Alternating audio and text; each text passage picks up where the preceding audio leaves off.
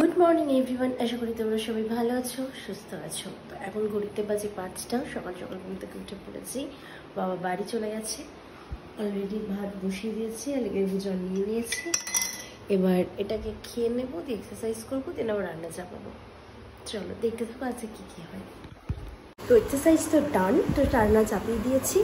হচ্ছে উচ্ছে আলু ভাজা হচ্ছে এখানে, আর এখানে আমি ফার্স্টে চা করছি, আমি আর মাসি চা খেয়ে নেবো, তারপর আবার রান্না চাপাবো।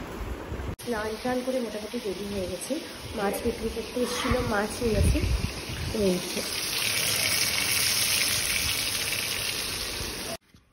সো আমি তো রেডি হয়ে গেছি কলেজ যাওয়ার জন্য। পুজো টুজো আমি দিয়ে দিয়েছি, ঠাকুরটা এখানে রেখেছি আমার।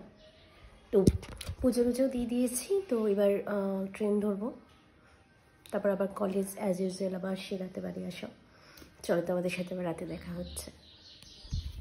Hi friends, good afternoon. তো আমার তো এখন ক্লাস ডান ফার্স্ট হাফে, এখন হচ্ছে টিফিন টাইম। তো চলে এসেছি সেই সেম জায়গায় যেখানে আমি রোজ খাই। তো আমি একমাত্র যে ক্যান্টিনে খায় না, মানে ক্যান্টিনে বসে খায় না, কলেজের পিছনে বসে খায়।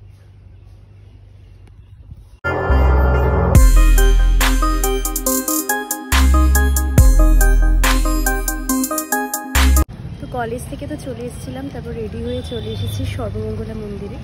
মন্দিরটা খুবই সুন্দর, তো চলো তোমাদেরকে দেখাই।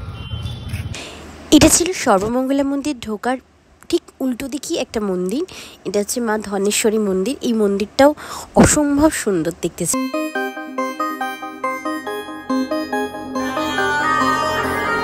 সর্বমঙ্গলা বাড়ি থেকে বাড়ি চলে এসেছি। সত্যি জায়গাটা খুবই সুন্দর, মানে মন ভালো হওয়ার মতো জায়গা একটা। তো খুবই সুন্দর জায়গা।